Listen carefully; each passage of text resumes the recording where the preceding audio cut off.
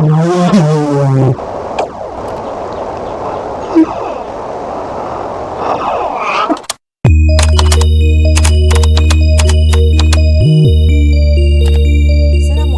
hai semua, welcome back to my channel.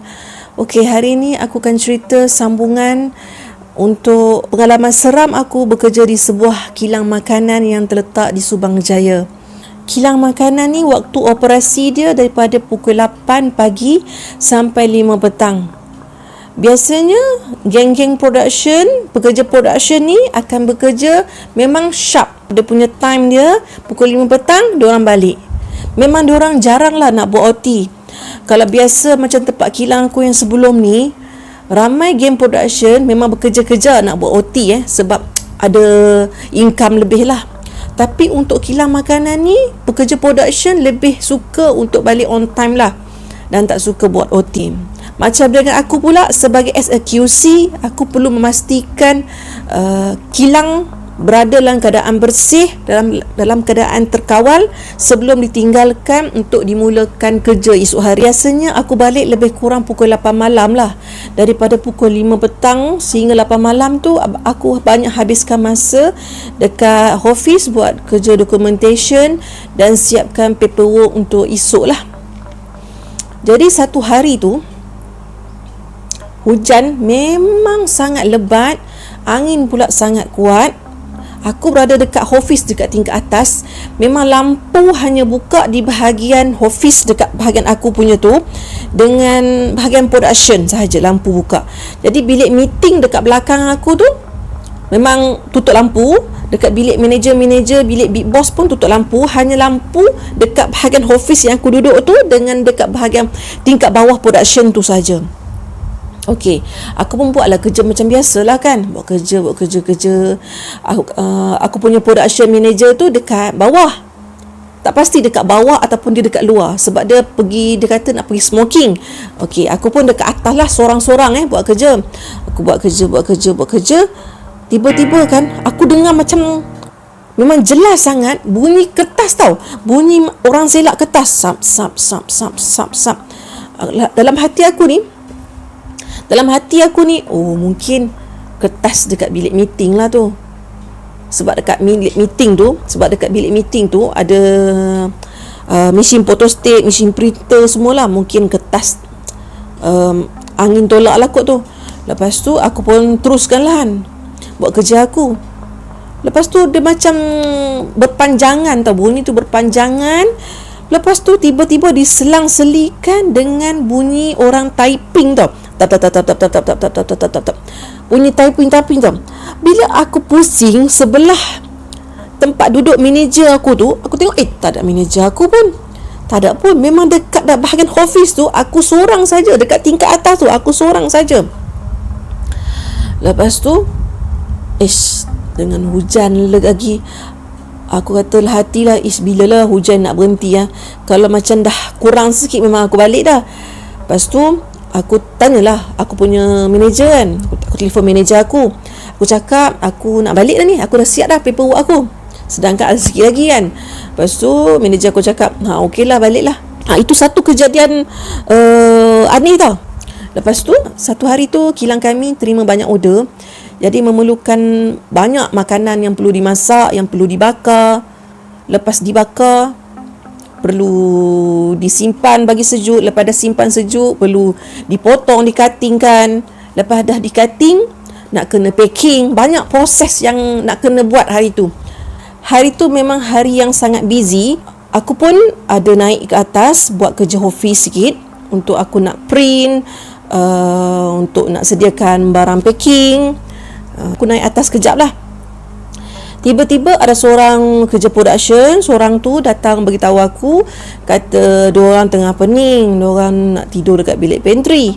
Bila aku pergi bilik pantry, memang semua geng production tidur kat bilik pantry. Lah hati aku, kalau seorang dua pening tu macam bolehlah kita kata pening darah tinggi ke apa, sebab geng-geng production ni ramai yang berusia lebih kurang lewat 30-an, 40-an macam tu kan. Jadi macam mungkin pening kan, biasa-biasa, pening biasa macam tu kan. Tapi ni semua geng production tengah tidur dekat bilik pantry. Yang aku ni sebagai pekerja baru ni, taklah baru sangat, tapi masa ketika tu hampir nak dekat setahun jugalah. Ketika tu hampir nak dekat setahun aku kerja kat situ jugalah. Tak ke aku terkejut tengok situasi macam tu? Aku memang sangat terkejut. Pening kepala, berjangkit-jangkit ke kan. Semua pening kepala, semua tengah tidur. Dan aku pun turunlah ke production area kan. Aku tengok dia banyaknya benda yang tak siap lagi, banyaknya kerja yang tak siap lagi kan. Dengan makanan yang dekat oven yang belum keluarkan lagi, dengan makanan yang ada dekat luar belum masuk dalam oven lagi. Lepas tu dekat bahagian cutting ada yang belum habis cutting lagi. Dekat bahagian penyimpanan ada yang belum masuk dalam simpan, belum packing. Memang banyak yang belum siap. Masa tu pukul 3 petang dah. Okey, kalau kata production balik sharp pukul 5 petang, macam mana ni nak siap kan. Jadi ambil inisiatif untuk buat apa yang patut. Apa dalam oven aku keluarkan, macam apa semualah. Aku pun tolonglah apa yang patut kan. Sebab apa, nanti kalau kata benda dalam oven tu hangit ke atau makanan rosak ke, satu hal. Aku nak kena jawab dengan big boss. Jadi aku ambil inisiatif untuk bantu apa yang patut lah. So aku keluarkanlah makanan yang dalam oven tu, yang dah masak tu. Okey, masa aku buka oven, korang biasalah kan, kalau macam kilang makanan, oven untuk kilang ni memang sangat besar lah. Dan makanan yang kita masak tu memang kuantiti yang sangat banyak dan sangat berat. So aku pun buka lah oven kan. Buka oven, aku buat keluarlah makanan dalam oven tu. Memang sangat berat, memang sangat besar. Aku buat keluar. Masa ketika aku bawa keluar tu, aku boleh rasakan aku berdiri lama lah dekat oven tu.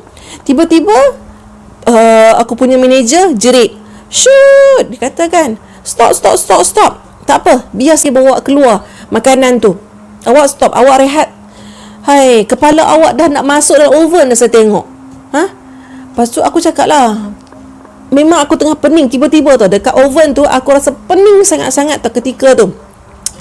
Manager aku cakap kepala aku dah nak masuk dalam oven dah. Korang boleh bayangkan tak, kalaulah manager aku tu turun lambat untuk tolong aku, untuk tengok aku ketika tu, korang rasa macam mana? Mesti aku dah mati, dah kena bakar dah kat situ kan. Dah kena panggang dah dekat situ kan. Okey, aku pun naik atas kan, makan Panadol.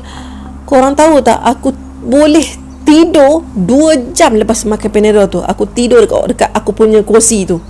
Selepas 2 jam tu, aku pun bangun.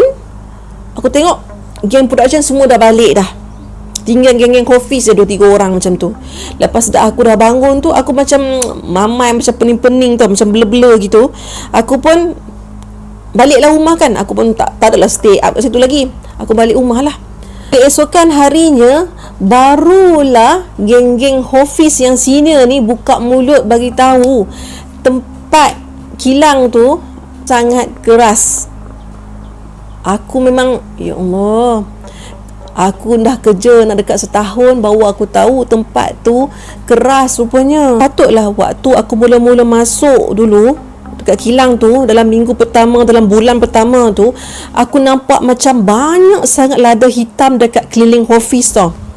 Macam aku kata, takkanlah tumpah pula lada hitam ni kan. Takkanlah lada hitam ni tumpah kan. Sebab aku tengok macam keliling office sampai ke bilik meeting, keliling dinding tu penuh lada hitam. Aku macam tak banyak tanya lah kan, sebab kerja baru. Banyak dekat keliling dinding tu diorang guna untuk pagarkan kilang tu. Kan lada hitam kan, kalau dari segi rawatan Islam ni, dia untuk pagar kan, daripada makhluk halus kan. Sampai macam tu lah. Diorang pun pernah lah panggil macam ustaz-ustaz buat bacaan doa semua-semua tu kan. Memang tempat tu memang keras. Tapi diorang tak cakap lah dekat pekerja baru kan. Dah lama dah jadi macam ni depan mata aku. Diorang pun terpaksa lah bagi tahu sebenarnya tempat yang diorang buat kilang tu rupa-rupanya tempat makhluk tu. Makhluk tu macam marah lah. macam marah lah buat kilang dekat situ, kerja kat situ. Sebab tu dia ganggu. Biasanya makhluk tu akan ganggu setiap hari Selasa dan Jumaat. Patutlah aku tengok setiap kali hari Selasa dan Jumaat mesti macam geng-geng production macam kelang-kelang kabut nak balik cepat. Rupanya pasal tu. Dan lagi satu, tempat tu memang sangat keras disebabkan benda-benda lain juga tau. Ramailah kes bunuh diri, kes bunuh yang kena mati, yang kena tanam dalam tong konkrit yang penuh konkrit tu. Dan korang tahu tak yang kes yang pembunuhan pegawai bank M-Bank tu? Ya, memang itulah tempat dia. Memang dekat sangat dengan kilang ni. Hari-hari aku pergi kerja, balik kerja, dari Petaling Jaya ke Subang Jaya, memang hari-hari aku mesti lalulah depan bank tu. Memang seram jugalah kalau balik malam-malam tu kan, tengok keadaan bank tu, sebab kita dah terbayang kan keadaan mangsa tu kena macam mana dengan pengawal keselamatan tu. Dan juga ada yang mengatakan rumah yang si pembunuh tu dekat sahaja dengan kilang kami duduk ni, dekat bahagian belakang.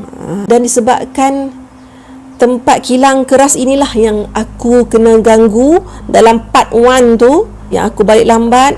Bila kata balik lambat tu, benda tu ikut aku balik sekali lah. Kalau lah aku tahu tempat tu keras, tak ada mananya aku stay up sampai lewat pukul 1 pagi dekat kilang tu. Jadi lepas aku dah tahu tempat tu sangat keras, lepas tu dengan jenayahnya yang banyak kawasan tu, demi keselamatan aku berhenti kerja kat situ dan aku cari kerja kat tempat lain lah, yang lebih dekat dengan rumah makcik aku. Okey, sampai sini saja video aku kali ni. Kalau korang suka dengan konten aku ni, korang boleh like, komen dan subscribe channel ni supaya aku lebih bersemangat nak buat video lagi akan datang. Okey, Assalamualaikum, bye bye.